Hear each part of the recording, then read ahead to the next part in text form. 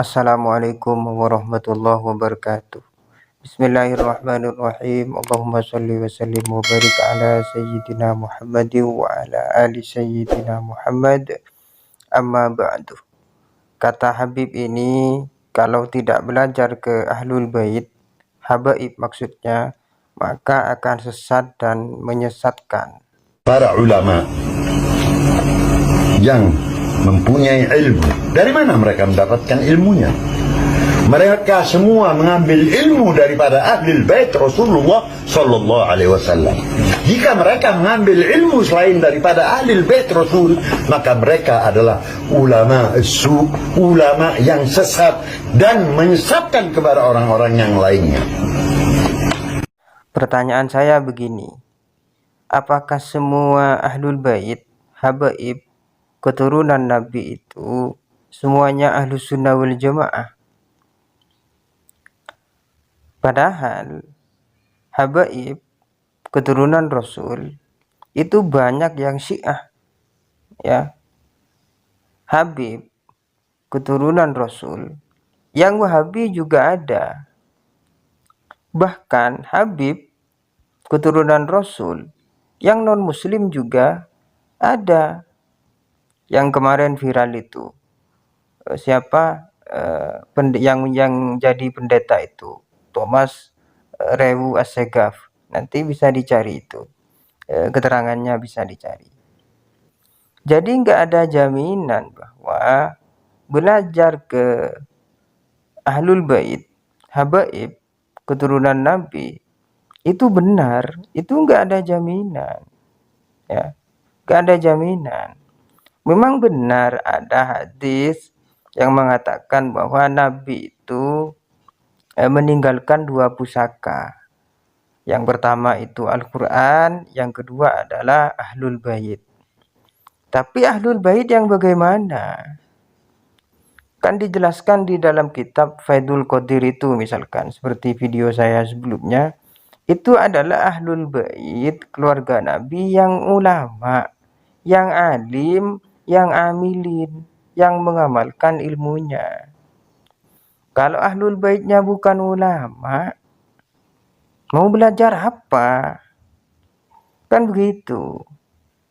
Jadi Ahlul Bait yang dimaksud oleh Nabi itu adalah Ahlul Bait yang alim, yang amilin.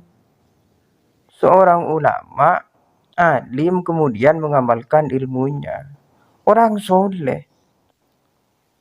Kalau sembarang kita belajar ke Ahlul Bait, Habib, keturunan Rasul, ya kan tidak semuanya Ahlus Sunnah wal Jamaah.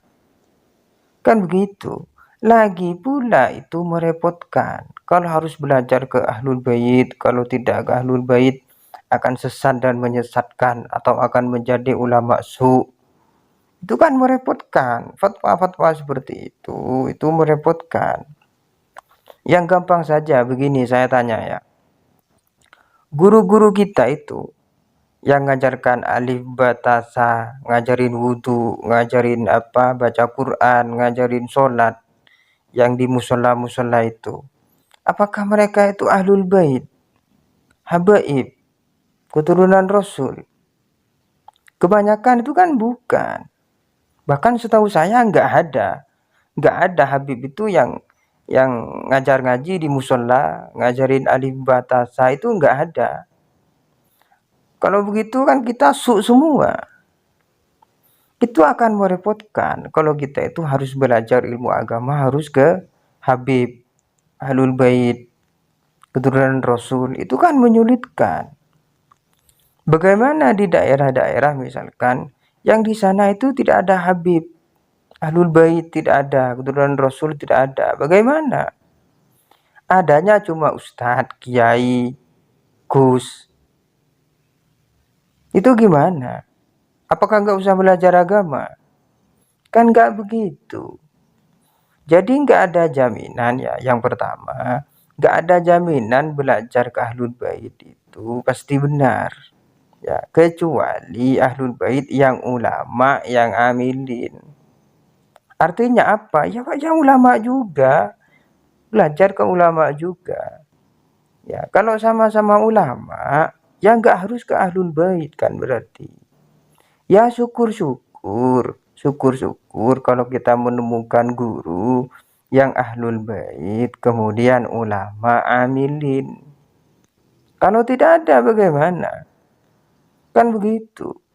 Ahlul Bait itu tidak jaminan bahwa dia itu alim, dia itu mengamalkan ilmunya, dia itu orang soleh. Ya, tidak ada jaminan. Faktanya kan memang begitu. Banyak Habib misalkan, yang Syiah banyak, yang Wahabi ada, yang non-Muslim ada, yang bodoh juga ada. Apa yang mau kita pelajari dari mereka? Ya, maka Ahlul Bait yang diambil ilmunya adalah Ahlul Bait yang alim, amilin, kan begitu. Kalau alim amilin itu artinya tidak mesti seorang Ahlul Bait. Yang penting ulama amilin. Kan begitu. Ya, jadi jangan dibikin repot. Begitu ya. Semoga dipahami. Assalamualaikum warahmatullahi wabarakatuh.